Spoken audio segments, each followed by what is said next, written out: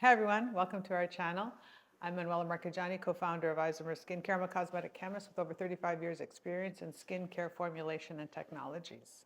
Today I'm going to be talking about my top 3 skincare pet peeves, so let's dive in right now. Number 1, my first pet peeve is over redundant skincare routines. So right now there's a big trend with skincare routines that are 8-step, 10-step, glass skin. I find that this is really annoying as a cosmetic chemist and formulator. When we develop skincare to be used a certain way to be resolving certain things. So you want to clean your skin, you want to feed your skin, you want to correct it, and you want to protect it. So there's 4 main functionalities that a skincare routine should be doing.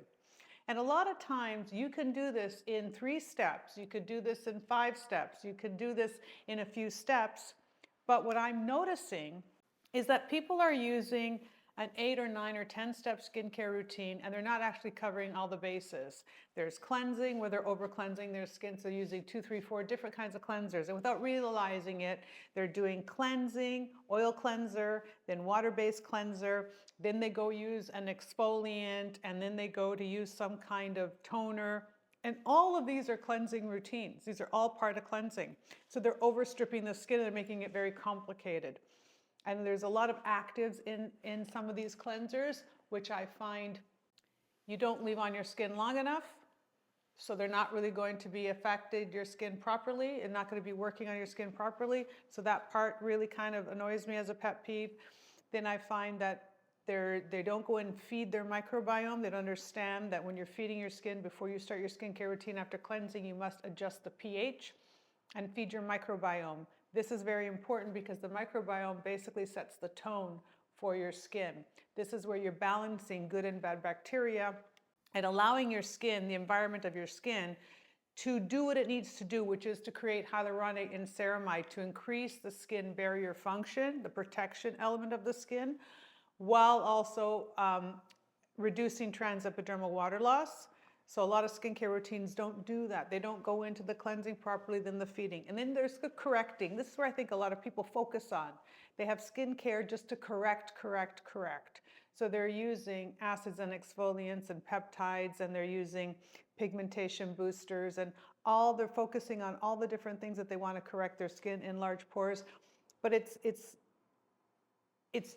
focusing just on the correction phase without actually stabilizing the microbiome swings your skincare routine into a state where it could make your skin much more sensitive and vulnerable because you're not balanced up. So it's too aggressive. And then the protect, which is 2 kinds of protection. Hydration protection, which you're going to have a bit of an occlusive barrier that protects your skin against dehydration and the environment. And then you're going to have SPF protection.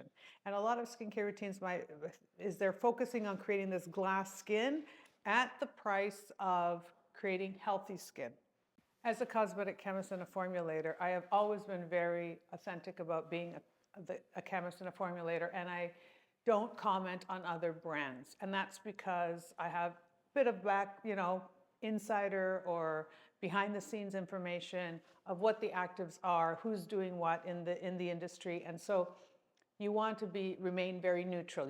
I just want to be a really good formulator and make the best skincare possible out there. I know what other people are doing, but I'm not going to comment on it, right? Because I just don't think that that's ethical when we're doing something like this.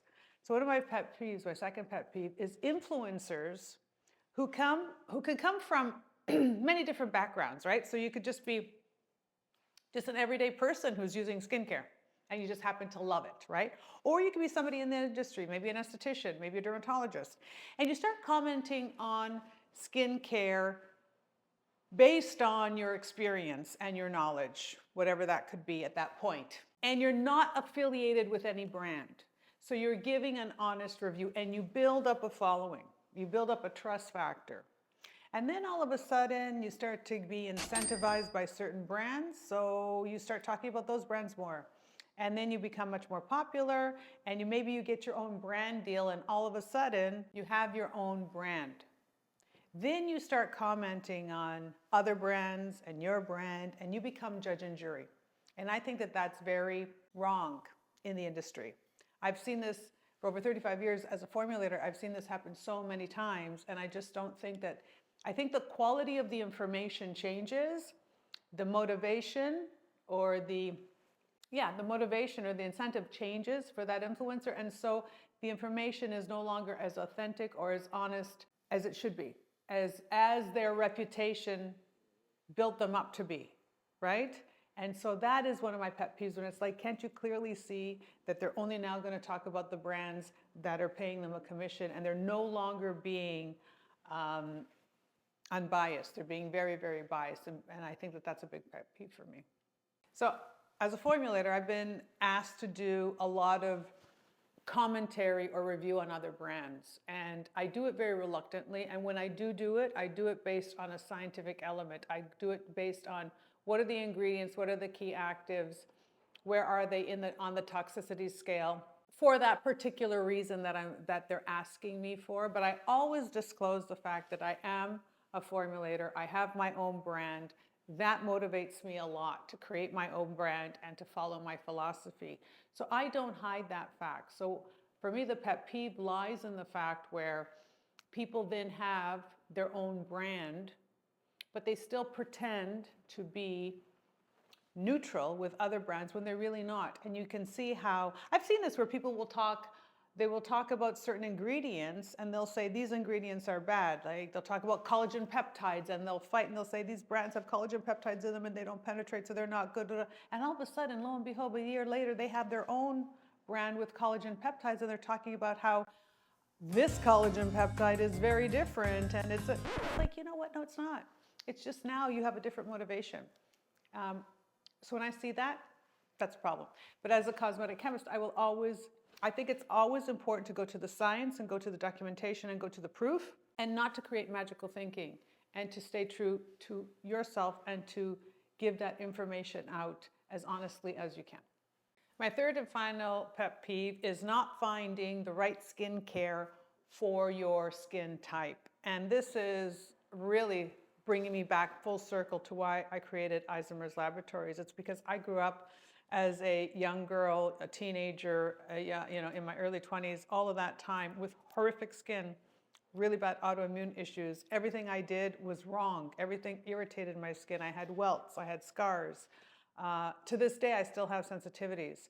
And I tried what I could afford, what I could find. I mean, the knowledge was very different back then. But not being able to find skincare that works for you, not understanding, like what the skin actually needs.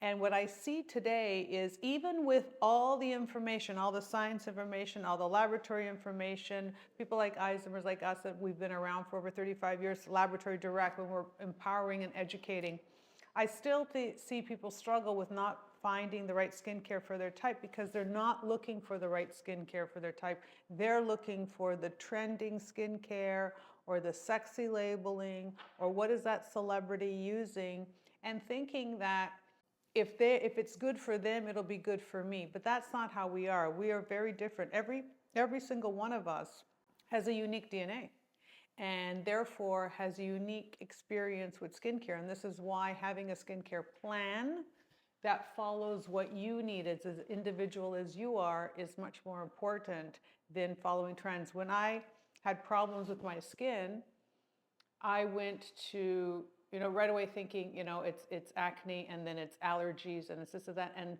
trying to find skincare out there that was only making it worse every single time, because I didn't understand about parabens or fragrance or alcohols. I didn't understand about certain chemicals, and nobody taught me about pH. And when I learned in university about the pH and the importance of the skin, and able to create a brand that is neutral, that is all designed with the pH of the skin and the isomer of the molecule, so it's in a format that the skin understands, that literally revolutionized skincare 35 years ago. So the fact that today people still have a problem with finding the right skincare for their skin type is a pet peeve, because there is information, there are technologies out there, but still human behavior kind of undermines you, because you want to use what your friend is using or what your celebrity is using. or what looks pretty or fashionable as opposed to what's good for you. So those are my 3 skincare pet peeves. What are your pet peeves? Comment down below. Thank you so much for watching. I hope you enjoyed the video. Don't forget to like, share, and subscribe. And if you like this kind of content, ring that notification bell so we'll be delivering fresh content to you as soon as we make it. Bye.